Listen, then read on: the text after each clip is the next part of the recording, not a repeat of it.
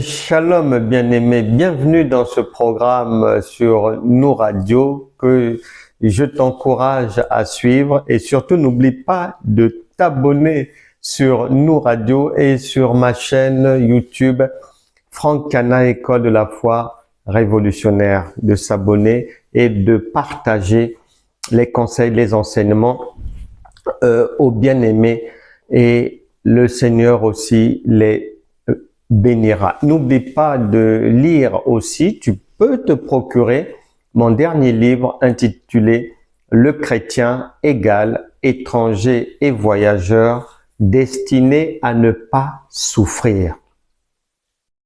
Moins cher, il n'est pas cher, disponible, donc tu as les contacts pour l'avoir.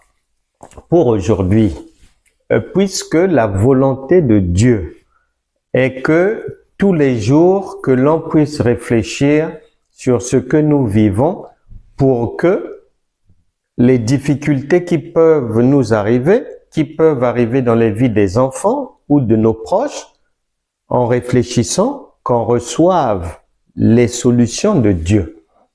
Et un conseil de Dieu est toujours là pour toi. C'est un canal utilisé par le Saint-Esprit pour te pousser à comprendre pourquoi ces problèmes t'arrivent, pour que tu saches que ces problèmes qui peut-être ne sont pas encore chez toi, sont chez les autres, peuvent peut-être t'arriver un jour, et pour que tu saches comment aider quelqu'un qui se trouve dans la difficulté pour en sortir.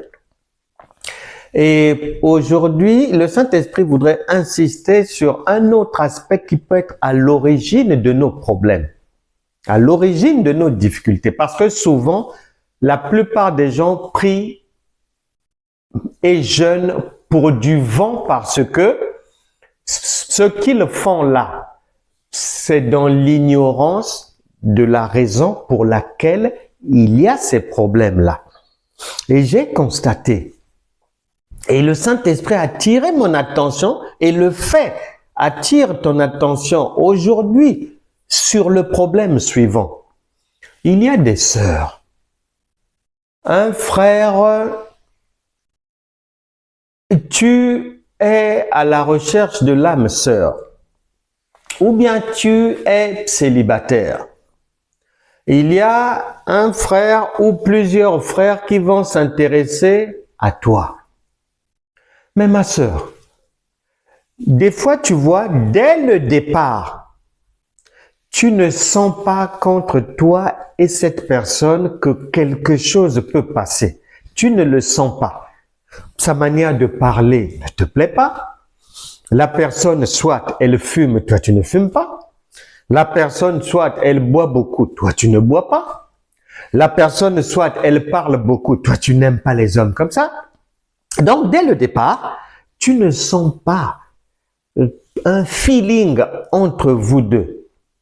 Mais si tu le sais, que ça c'est pas ton genre, si tu sais que tu ne peux pas aller avec lui, mais pourquoi tu parles tous les jours au téléphone avec lui? Pourquoi tu entretiens des faux espoirs? Il faut arrêter ça. Mon frère, toi aussi, c'est pas ton genre de femme, mais tu l'appelles tous les jours. Pourquoi?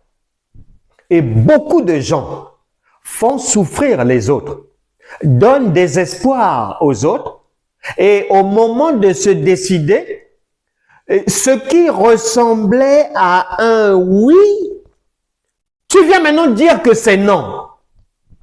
Non, il faut arrêter ça. Peut-être que tu souffres à cause de ça. Mon frère, tu as du mal au travail à avoir des promotions, bien quoi pas. Mais peut-être que ailleurs, tu te conduis bien.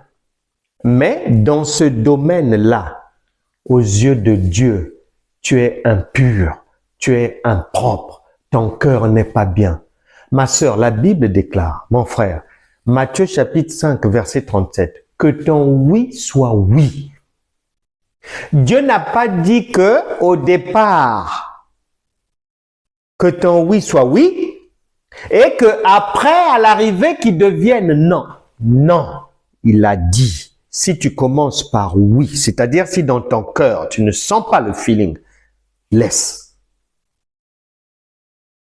Que ton oui ne soit pas ensuite transformé en non. Parce que Dieu a plusieurs manières de dire quelque chose. Nous aussi, les hommes, on a plusieurs manières de parler. Tu ne sais pas que un coup de fil, c'est un langage. Tu ne sais pas que une conversation vidéo WhatsApp, c'est un langage. Lorsque maintenant, tous les jours ou chaque semaine, tu passes 1 heure, appel vidéo avec le monsieur. Tu ne sais pas que tu es en train de lui dire oui. Et le jour où tu vas venir dire maintenant que, ah non, je ne t'ai jamais dit oui, je t'ai jamais donné la réponse, même si on causait pendant des heures ou bien... Non, non, non, non, non, non. Dieu dit que ton oui, c'est-à-dire l'impression que tu as eue au départ et que tu as transmis et que tu fais comprendre à l'autre, c'est la même impression-là. Si c'est avoir envie de causer avec lui tous les jours, donc ça veut dire oui. Mais si c'est non, c'est que dès le départ, tu n'as pas envie et tu dois t'annoncer, tu dois parler un langage de vérité. Nous devons arrêter de donner de faux espoirs aux gens. Et beaucoup de gens souffrent aujourd'hui parce que peut-être tu ne t'es pas rendu compte. Et tu as entretenu des espoirs chez l'homme. Et après, quand tu es venu dire non, bon, peut-être que l'homme a déménagé. Bon, peut-être que quand tu as dit non, tu n'as plus de ces nouvelles parce que tu n'en as rien à foutre. Mais tu ne sais pas si peut-être ton non-là avait tellement fait mal et que la personne s'est suicidée. Et toi, tu ne sais pas que tous les problèmes maintenant qui t'arrivent là, tu es en train de payer.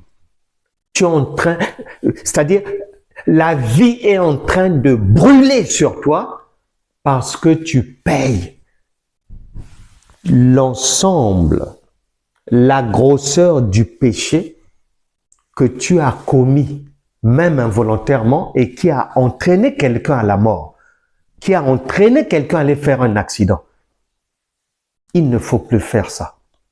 Le Saint-Esprit voudrait que dans tous les domaines de ta vie, à partir d'aujourd'hui, et commence par le domaine amoureux, que ton oui de départ, ton bonne impression de départ, soit la même à l'arrivée. Si c'est une mauvaise impression,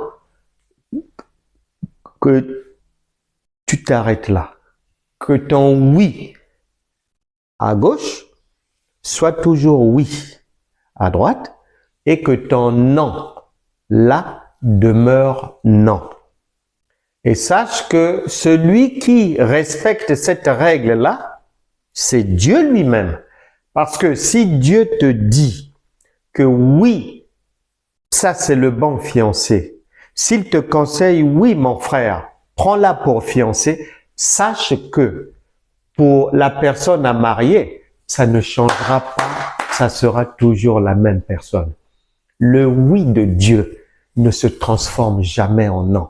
Et le non de Dieu, tu ne peux pas le corrompre et transformer cela en oui. Non. À partir d'aujourd'hui, que chacun sache comment marcher pour sortir des difficultés. Seigneur, je te remets. Je te recommande ma sœur, mon frère ici.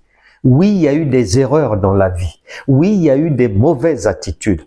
Au nom de Jésus, vous êtes pardonnés. Que désormais la grâce divine, la joie, le repos soit votre partage. Que tous les problèmes dans lesquels vous pataugez, toutes les difficultés dans lesquelles vous êtes englués parce que quelqu'un a perdu la vie, à cause de vous, parce que quelqu'un a perdu un travail, pour d'autres raisons, soyez libérés de ces fardeaux à partir d'aujourd'hui et que la vie reprenne à vous sourire ou commence à vous sourire maintenant au nom de Jésus. Amen. On se retrouvera bientôt pour un nouveau numéro d'un conseil de Dieu pour toi. Soyez fidèles à nos programmes. À bientôt. Au revoir.